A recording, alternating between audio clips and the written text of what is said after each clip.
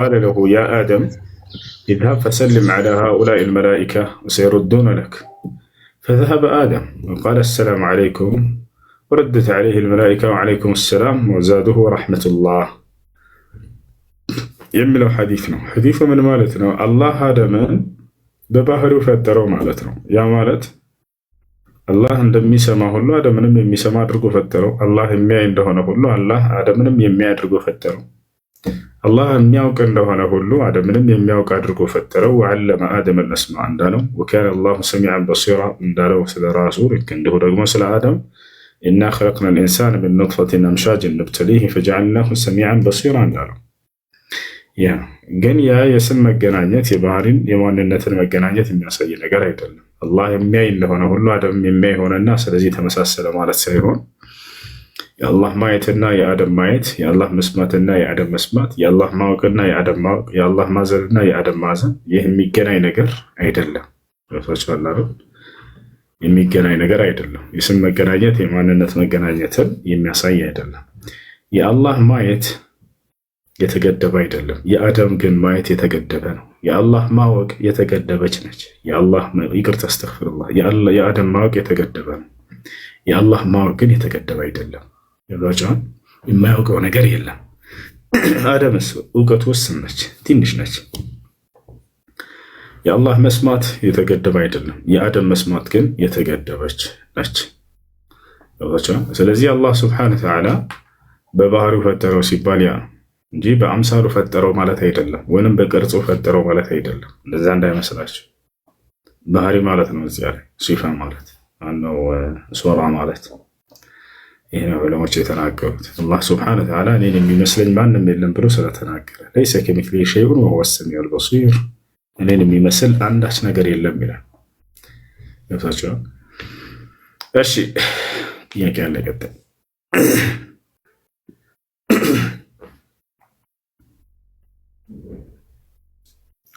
ጥያቄ ያለ? ሰላም አለይኩም። ወአለይኩም ሰላም። ተይሙ አደራረግ እስኪ። እሺ ተይሙ ማደራረግ ቢስሚላህ ብላችሁ በመዳፋችሁ ንጹህ አፈር ላይ መታ ታደርጋላችሁ አንዴ። ከዚያም ፊታችሁን ታብሳላችሁ። ከዚያ ቀኝህን በግራህ ከላይ በኩል እንደዚህ፣ የግራህን በቀኝ ከላይ አለቀ። ይሄ ነው ተይሙ። ለኡዱም ሆነ ለሻወር አንድ አይነት ተየሙም ነው የምታደርጉት። ለምሳሌ ጀናባ ቢሆን ሰውየው በዚህ አካባቢ ውሃ ባይኖር ወይንም ደግሞ ውሃ ያለ ሰውነቱ ላይ ቁስል ቢኖር ሻወር ለመውሰድ ቢያስቸግረው በሁለቱ ሁኔታዎች ተየሙም ነው የሚያደርገው። ተየሙም አደራረጉ ልክ የኡዱ አይነት አደራረግ ነው። ለዚህ ማስረጃ ነቢያችን ሰለላሁ ዐለይሂ ወሰለም ከዕለታት አንድ ቀን ሰሃቦቻቸው ከእርሳቸው ተለይተው ወጣ ይላሉ። የተወሰኑ ሰሃቦች ሰፈር እንደወጡ የሆነ ቦታ ጀናባ ይሆናል ከመካከላቸው አንዳቸው። የዛን ሱፍ ጦር ደረሰባቸው። ሁላቸው ሰገዱ። ያ ጀናባ የሆነው ሰሃባ ግን እንዴት አድርጌ ነው ሜስ ተየሙም ማድረገው? ያ ማለት ለኡዱ ተየሙም ማድረግ ምን እንደሆነ ተምረዋል። ፊትንና እጅን ማበስ እንደሆነ መዳፍ።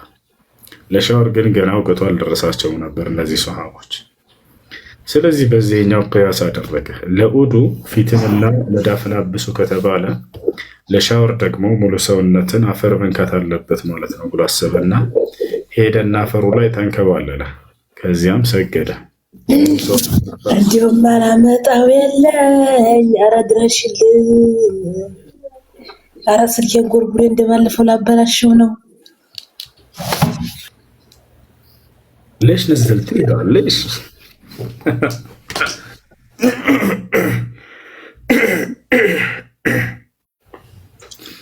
ايش لمانيام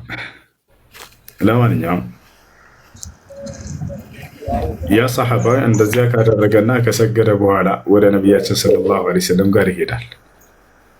ወደ ነቢያችን ሰለላሁ ዐለይሂ ወሰለም ጋር በሄደ ጊዜ ጠየቃቸው፣ አንተ የአላህ መልክተኛ ሆይ የሆነ ቦታ ላይ ወጥተን ሳለን ጀናባ ሆኜ ውሃ አላገኘሁም ነበርና ለኡዱ ያስተማሩን ተየሙም ፊትንና መዳፍን ማስነካት ከሆነ በንጹህ አፈር፣ ለሻወር ደግሞ ሙሉ ሰውነትን አፈር መንካት ይኖርበታል ብዬ አስቤ ሙሉ ሰውነቴን አፈር እንዲነካው ተንከባልዬ አፈር አስነክቼ ሰገድኩኝ። እንዴት ነው አላቸው። ፈضحك النبي صلى الله عليه وسلم ነብዩ ሰለላሁ ዐለይሂ ወሰለም ሳያውቁ ፈገግ አሉና إنما كان يكفيك أن تضرب بكفيك على الأرض الطاهر فتمسح بهما وجهك وكفيك من الأعلى ያን ሁሉ ማድረግ አይጠበቅብህም ነበር። ነገር ግን إنما كان يكفيك ይበቃህ የነበረው ነው አሉት። ምን أن تضرب بكفيك على الأرض الطاهر በመዳፎችህ ንጹህ የሆነን አፈር አንዴ መምታት فتمسح بهما وجهك በእነርሱም ፊትህን ማበስ وكفيك من الأعلى መዳፎችህን ከላይ በኩል ማበስ ይበቃህ ነበር። ስለዚህ ከጀናባ ትጥበትም ሆነ ለሻወር ወይንም ደግሞ ውዱ ለማድረግ አንድ አይነት የቴሙም ስርዓት ነው የሚደረገው የሚለውን ከዚህ ከሐዲስ እንይዛለን ማለት ነው። እሺ ቀጣይ ጥያቄ አለው ሰው። እሺ ኡስታዝ ጸጉር ቤት ለመክፈት እስቲ አስቤ ነበርና ይህስ ነገር እንዴት ይታያል? ሰው የተለያየ ቁርጥ ይቆረጣልና እንዴት ይታያል ይሄ ነገር? እሺ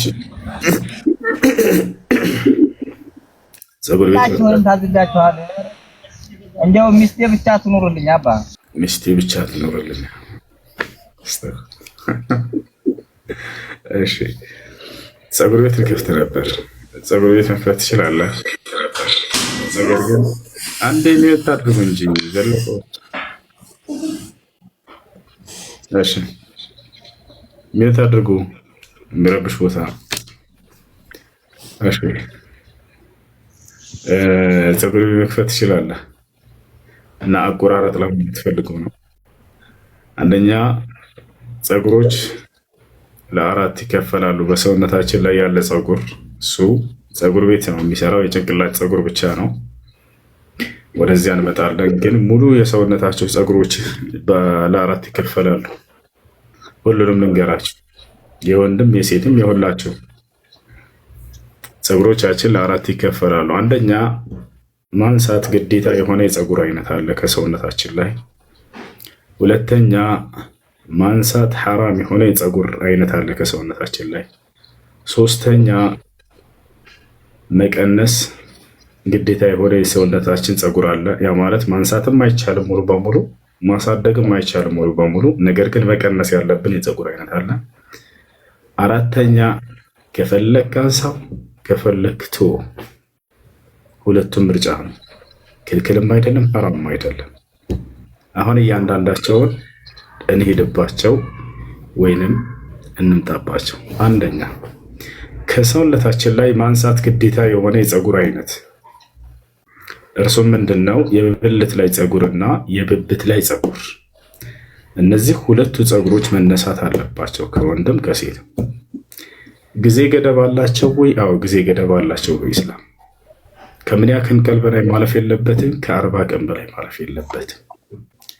ማስረጃ ቃለ አነስ ብኑ ማሊክ ረዲየላሁ ዐንሁ ወቀተ ለና ረሱሉላሂ ሰለላሁ ዐለይሂ ወሰለም ፊ ቀስል አዛፈር ወነትፊል ኢብጥ ወሐልቅል ዓና ወቀስል ሸዋሪብ ዐላ አላ ነትሩከሁ ፈውቀ 40 የውመን አለ። አነስ ብኑ ማሊክ የተባለ ታላቁ የነብዩ ሰለላሁ ዐለይሂ ወሰለም ሰሓባ በዚህ ጉዳይ ሲናገር የአላህ መልእክተኛ ነቢዩ ሰለላሁ ዐለይሂ ወሰለም ለእነዚህ ለአራት ነገራቶች የ40 ቀን ጊዜ ገደብ አድርገውልናል። ከዚያ ቀን በላይ እንዳናሳልፋቸው ጠንቅቀውልናል አለ። አንደኛ ጥፍራችንን በመቀነስ ላይ አለ፣ በመቁረጥ ላይ። አንዳንድ ሰዎች ጥፍራቸውን ያስረዝማሉ። ይሄ ስህተት ነው። ከ40 ቀን በላይ ማለፍ የለበትም። ጭራሽማ የሚቀጥልም ሁሉ አለ ሌላ ጥፍር። ይሄ ሐራም ነው በኢስላም አይቻልም። ያለውን ከ40 ቀን በላይ ማለፍ የለበትም። ሁለተኛ የብብት ላይ ጸጉርን በመንጨት ላይ፣ ይሄም የ40 ቀን ጊዜ ገደብ አለው። መንጨት ነው ሐዲሱ የመጣው። ነገር ግን ሰውየው ካመመው መላጨት ይችላል፣ ችግር የለውም። ሶስተኛ የብልት ላይ ጸጉርን በመላጨት ላይ፣ ይህም ከ40 ቀን ማለፍ የለበትም። አራተኛ ቀድመው ቀመስ ጸጉርን በመቀነስ ላይ፣ ይህም ቁሱ ሸዋሪብ ጅዙ ሸዋሪብ በሚል ሐዲስ ነው የመጣው። ቀነሱት ነው የተባለው። መላጨትም አይቻልም፣ ማሳደግም አይቻልም። ያ ማለት አፍ እስኪገባ ድረስ አንዳንዱ ሲያሳድጋል፣ ስተት ነው። ነገር ግን በየ40 ቀኑ ይቀነስ ብለዋል ነቢ ሰለላሁ ዐለይሂ ወሰለም። ያ ነው። እሺ ስለዚህ ከፀጉሮች የመጀመሪያው ፀጉር ምን አይነት አየን? አሁን መነሳት ግዴታ የሆነ የፀጉር አይነት ምን የብብትና የብልት ላይ ፀጉር እነዚህ መነሳት አለባቸው። ከወንድም ከሴትም የጊዜ ገደቡ 40 ቀን ነው። ከዚያ ቀን በታች ብናነሳቸው ይቻላል ወይ? ትችላለህ፣ ችግር የለም። ግን ከዚያ በላይ እንዳልፍ። ሁለተኛው የፀጉር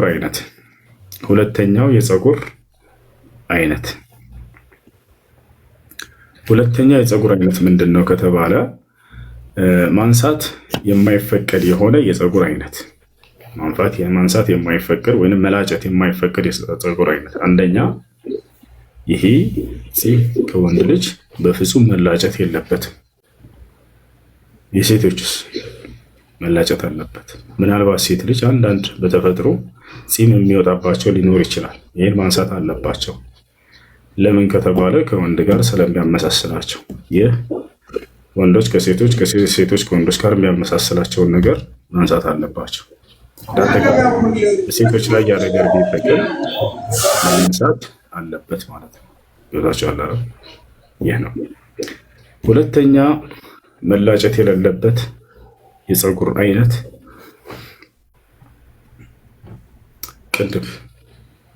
ቅንድብ ከወንድም ከሴትም ይሄ በፍጹም መላጨትም ሆኖ መቀነስ የለበትም። አንዳንድ ሰዎች ግን በተፈጥሯቸው በጣም ረዝሞ አይናቸውን እስከ መጋረድ ከደረሰባቸው ያንን ቢቀንሱ ችግር የለውም። በተለይ ሲያረጅ የሰው ልጅ ይሄ በጣም አርጅተው ሽማግሌዎች ታይታቸዋል፣ አይናቸውን እስከ መጋረድ ይደርሳል። የዛን ቢቀንሱ ችግር የለውም። ለውበት ብላ ግን ሴት ልጅ ይሄንን መቀነስና ማሰራት አይቻልም፣ ወንድም ሴት። ሌላኛው መላጨት የሌለበት የፀጉር ክፍል ወንድ ልጅ ከፀጉሩ የተወሰነውን ፓርት መላጨት መምለጥ፣ ከጎንም ሊሆን ይችላል ከላይም ሊሆን ይችላል። አይታቸዋል። ህፃን እያላችሁ ትንሽዬ እዚች ላይ ያስቀምጡላቸውና ሌላውን መልጥ ያደርጉታል።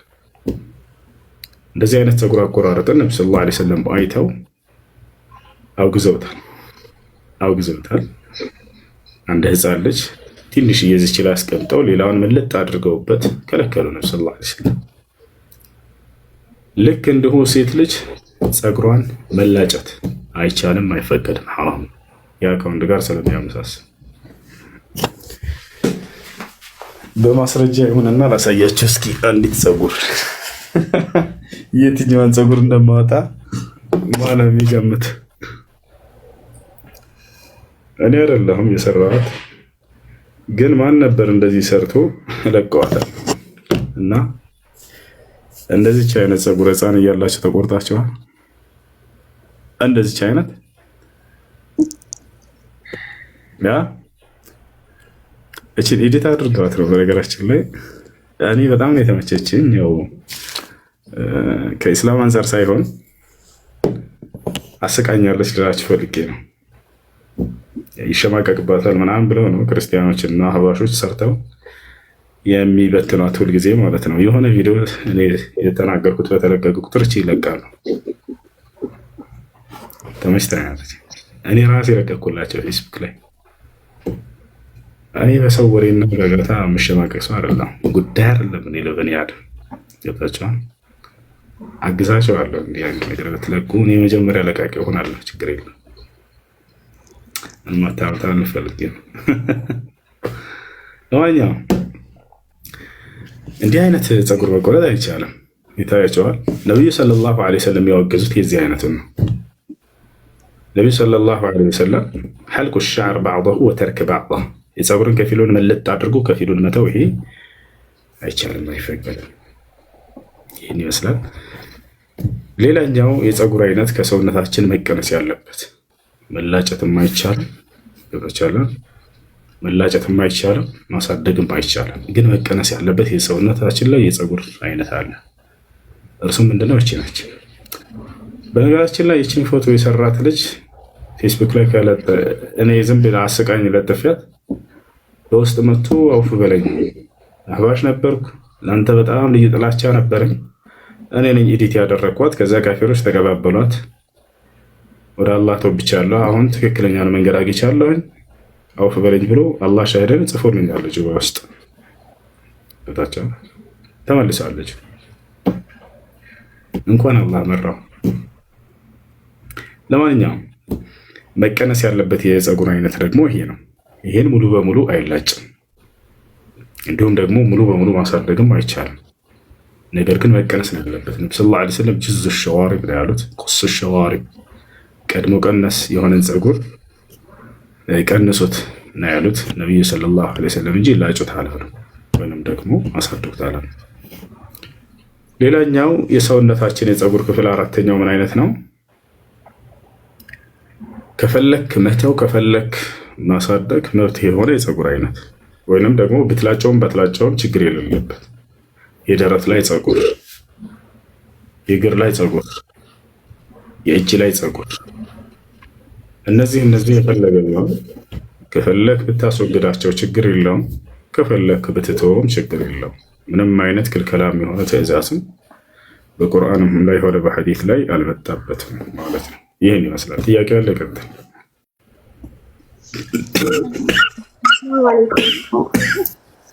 እሺ ጥያቄ ልጨርስ እንደ መጨረሻ ሰላት ለምሳሌ ዙር የተሰገደ መስጂድ ገባው አንደኛ ረካ ሰግደዋል። እኔ ሁለተኛ ላይ ደርሼ የሰገድኩ እነሱ የመጀመሪያን አታህያቱ ሲቀመጡ ተቀመጥኩ፣ እነሱ የመጨረሻ ሲቀመጡ አታህያቱ፣ እኔ የመጨረሻውን አታህያቱ ነው የምለው የሁለተኛው ነው የምለው። ሁለተኛ እና አንደኛ አታህያቱ ስለሚለያይ እኔ የትኛው ነው የምለው? ሶስቴ ስለሚደርሰኝ ማለት ነው አታህያቱ። እሺ ጥያቄ እንደገና አማን ጋር ነው የሚረብሸው ታላ ያጀማ አሚያት አድርጎሽ ጥያቄ እና ሰላት ለምሳሌ ዙሁር የተሰገደ ገባው አንደኛ ረካስ ተሰግዷል። እኔ ሁለተኛ ላይ ደርሼ ሰግጄ አንደኛውን አታህያቱ ከነሱ ጋር እኮ እላለሁ። ሁለተኛውን ደግሞ እነሱ የመጨረሻውን ሲሉ እኔ ሁለተኛውን ነው የሚለው። ሶስቴ ስለሚደርሰኝ ማለት ነው አታህያቱ። የመሃሉ እንዴት ነው የሚታየልኝ? የመጨረሻውን ነው የሚለው ሁለተኛውን ነው የሚደግመው? አንተ አንደኛው ረካዓ አልፎ ገባ ከነርሱ ጋር አንድ ረካዓ አገኘህ። ከዚያ አታህያቱን ቀሩ፣ አብራቸው አታህያቱን ትቀራለህ። ከዚያ እንደገና ሲነሳ አብረህ ሙሉ ትሰግዳለህ። መጨረሻ ላይ አንድ አታህያቱ አለብህ። አታህያቱ በዚህ ጊዜ አንተ 3 ይሆናል። ስለዚህ 3 ነው የሚሆነው አታህያቱ። ችግር የለውም። ይሄ ተጨመረ አይባልም። ያለፈህን በምትሞላ ጊዜ የሚጨመር የሆነ ተህያ ነው። አይ እና እሱ ጥያቄ ሆነብኝ። አታህያቱ ሁለት አይነት ስለሆነ እኔ የመጨረሻውን ሶስት ይሆናል አንተ። ምክንያቱም አንድ ረካዓ አልፎ ነው የመጣኸው። ከነርሱ ጋር ከተህያ በፊት አንድ ረካዓ አለ፣ እሱን የሰገድከው። ከዚያ በኋላ ተህያ ትቀራለህ። ከዚያ ሁለቱን እንደገና አሰግዶ ተህያቱን ያቀራል። ኢማሙ ያሰላምታል። አንተ ላይ አንድ ረካዓ ቀርቶብሃል። ኢማሙ ሲያሰላምት ትቆምና አንድ ረካዓ ትጨምራለህ። ከዚያ ተህያቱን ትቀራለህ፣ ታሰላምታለህ። ያንተ ተህያ 3 ይሆናል በዚህ ጊዜ ማለት ነው። ችግር የለውም እሱ። አይ 3 ይሆናል። ግን አታህያቱ ደግሞ ስለሚለያዩ አንደኛና ሁለተኛ የትኛውን ነው ሁለቴ ማለት ያለብኝ? የመጨረሻውን ነው ሶላት ኢብራሂሚያን የምትጨምረው የመጨረሻው ላይ ሁለቱ ተህያዎች ላይ አንተ የምትለው አብዱሁ ወረሱሉሁ እስከሚለው ድረስ ነው። አይ አመሰግናለሁ አባ። አይ እሺ ሰላም አለይኩም። ወአለይኩም ሰላም ወራህመቱላህ። የኔ ጥያቄ ማለት ነው አንዳንድ ፈጣሪ የለም ብለው የሚያምኑ ሰዎች አሉና እነሱ የሚጠይቁት ጥያቄ አለ። እሱ ምንድነው? ፈጣሪ ሁሉን መፍጠር ከቻለ እሱ መሸከም የማይችለውን ነገር መፍጠር ይችላል ወይስ አይችልም ብለው ቢጠይቁን ምንድነው መልሰላቸው? ጥያቄው ስህተት ነው። ፈጣሪ የማይችለው ነገር የለም ነው መልሱ። ፈጣሪ የማይችለው ነገር የለም፣ መፍጠር የማይችለው ነገርም የለም። አላህ ሱብሓነሁ ወተዓላ ሁሉን ፈጣሪ ነው። ጥያቄው ስህተት ነው ከመሰረቱ። የማይችለው ተብሎ ጥያቄ አይነሳም ፈጣሪ ላይ። ያማ ፈጣሪ አይደለም። ስለዚህ ሁሉን ቻይ ነው ፈጣሪ። አላህ በባህሪው ኢነላህ ዐላ ኩሊ ሸይኢን ቀዲር፣ አላህ ሁሉን ነገር በማድረግ ላይ ቻይ ነው። ፈጣሪ የማይችለው ነገር ተብሎ አይጠየቅም በመሰረቱ ነው መልሱ። አይ ጥያቄያቸው ስህተት ነው። እሺ ሌላኛው ጥያቄ ደግሞ አላህን የቂያማ ቀን አላህን እንዴት ነው የምናየው? ማየት ከይፍያን እንዴት ነው እየጠየቅሽ ያለሽው? ከይፍያን ነገ ወልቂያማ ነው የምናውቀው። كيفية رؤيته سبحانه وتعالى لا نعلمها إلا يوم القيامة ነው የምናውቀው ግን እናየዋለን። ማየት የሚለውን አላህ Subhanahu Wa Ta'ala ስለገለጸው ነብዩ ሰለላሁ ዐለይሂ ወሰለም ስለገለጹት እናየዋለን። እርሱ አይ ጀዛከላ አመሰግናለሁ። ወያኩ ሰላም አለይኩም። ወአለይኩም ሰላም ወራህመቱላህ። ማለት ይቅርታ አስገብተኝ ነበረ መችለታ ነው ከትናንት ወደ ምናምን ቁርአን ማለት እየሰማሁ ነው የቀረውና ተጠንበይ እና እንዴት ነው ማስተካከል የምችለው? እንድታገኝ ተማሪ ጋር በመቅራት ተማሪ ጋር ማለት ቀራለው በሂፍዝም በዛው አጋጣሚ ነውና ግን በቃ በፊቱ ነው እየለመድኩ ያለሁት ማለት ነው። እምቢ አለኝ። ገና 3 ቀን ነው 3 ቀን ምናምን ሆነሽ ከጠየቅሽ። ስለዚህ በደንብ ተማሪ አስተማሪ ጋር ከጊዜ ወደ ጊዜ የሚስተካከል ነገር ነው። በአንድ ቀን የሚስተካከል ነገር አይደለም። ኦኬ መርሐባ። እሺ መንጌ ወየሁት እንዴት ነህ? ደህና ነህ ሆይ? አለ እንዴት ነህ? አለን አልሐምዱሊላህ። ጥያቄ አለ?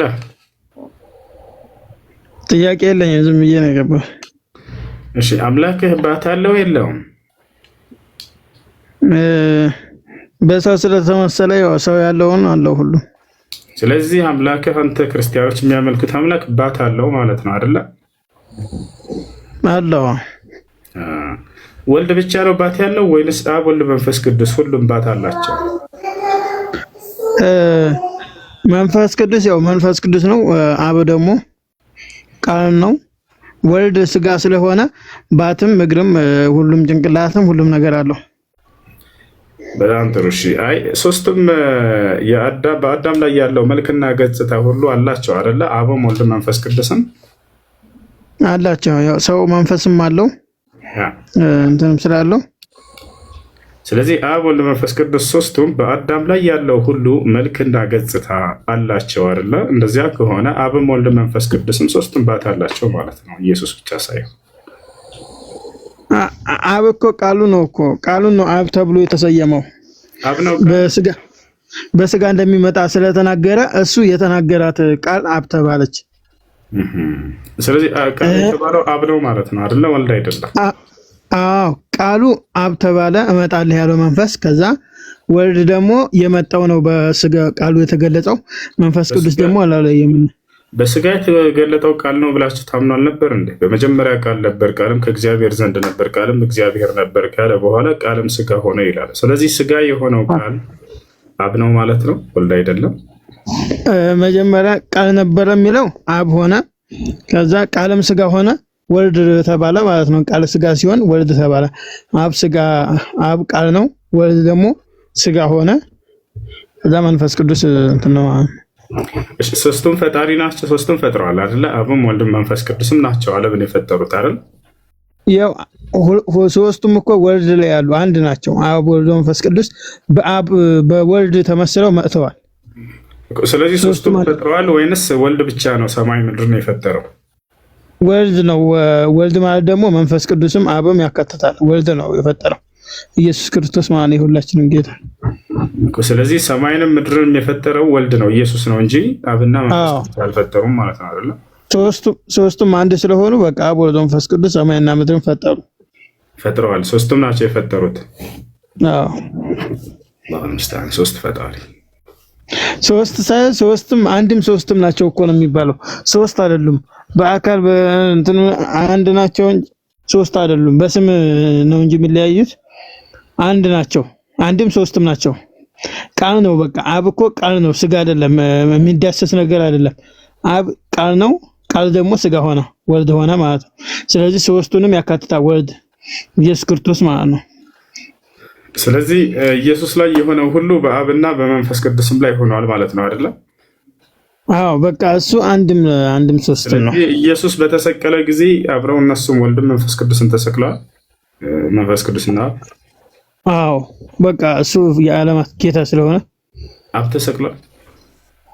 አብ በአብ ውስጥ አለ፣ ወልድ እኮ በአብ ውስጥ አለ። እዛ ጋር ሌላ አሁን ኢየሱስ ተሰቀለ በአብ ውስጥ ምድር ላይ ተሰቅሎ፣ ስለዚህ እንትናም አብም ተሰቅሏል ማለት ነው አይደለ? ወልድ አብሮ በቃ እዛው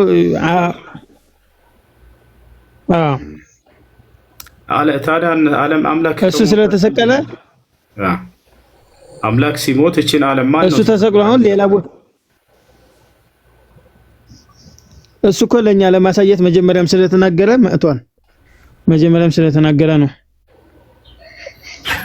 ቢሞትም እሱ ምንም መጀመሪያ አምላክ በሞተበት ቃሉን ለመፈጸም ነው እንጂ እሱ አምላክ እንደነው ሰላም ነው።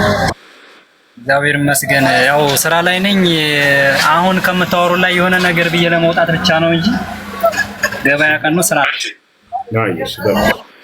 እና ደግሞ መጀመሪያ እንደው ማለት አጋጣሚ ሳይሆን ነው እንጂ እንደ አይነት ነገር ብዙም እንደው እንትን አይደለም። ብዙ ወንድሞች ጋር ምናምን ባንድ እንትን ምን ሰዎች ነን። ግን አሁን እሱ ጋር ስትጠይቀው የነበረው ጥያቄ አብ ልብ ነው እና ከሶስቱ አካል አንድ አካል የሚለው ለምሳሌ አሁን አንተ የት ነው የምትኖረው? እኔ ሰው ነኝ። ስለ አምላክ ነበር እያወራን ያለ ነው። አምላክህን በመጽሐፍ ማስረዳት ትችላለህ? አንተ ለምሳሌ ስለ አምላክ ልነግርህ ነው፣ በአንተ እንዲገባህ ነው።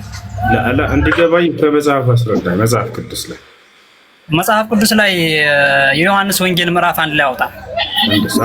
በመጀመሪያ ቃል ነበር፣ ቃልም ከእግዚአብሔር ዘንድ ነበር፣ ቃልም እግዚአብሔር ነበር፣ ቃልም በእግዚአብሔር ዘንድ ነበር፣ ቃልም እግዚአብሔር ነበር ይላል። እና ይሄ ለምሳሌ ልንገርህ፣ ይሄን ልተርጉምልህ። እግዚአብሔር አብ ወልድ መንፈስ ቅዱስ ማለት አብ ልብ ነው፣ ወልድ ቃል ነው፣ መንፈስ ቅዱስ ፋስ ነው። የኔ ቃል ለምሳሌ አሁን ከኔ ተለይቶ አይደለም አንተ ዘንድ የመጣው አይደለ? እግዚአብሔርም ከሰማይ አንድያ ልጁ ሲባል ቃል ማለት ነው ስጋ ሆነ ነው። ቃል ስጋ ለበሰ እንጂ አምላክ ከላይ ከዙፋን ሳይለቅ ዙፋኑን ሳይለቅ ቃል ወደ ምድር መጥቶ ምን ለበሰ? ስጋ ለበሰ። ቃል ስጋን ሲለብስ እንደገና ደግሞ ከመቤታችን ምን አደረገ? ተወለደ ነው። ሲወልድ እሱ አሁን አምላክ የሚዳሰስ የሚጨበጥ የሚታይ የሚነካ አይደለም። ግን ይሄ ቃል አሁን ለምሳሌ የኔን ቃል ጨብጥልኝ፣ ያዝልኝ፣ ዳስልኝ ብለህ አትችልም አይደለ? እኔን ነው ያን ቃል መጥቶ ምን ሆነ? ስጋ ለበሰ። ቃል ስጋ ሆነ ነው። በአዳም በኩል የመጣው ሞትን በሞት ሊሽር ማለት ነው። እንደዛ ሆኖ ያንን ነገር ነው እንጂ አሁን አብ ወልድ መንፈስ ቅዱስ በአንድ ላይ ተሰቅለዋል። ወይም ደግሞ አብ ማለት አብ በሙሉ አካሉ መጥቶ ወይም ደግሞ አብ ወልድ መንፈስ ቅዱስ ተሰቅሏል ብለን አናምንም። አልተሰቀለም።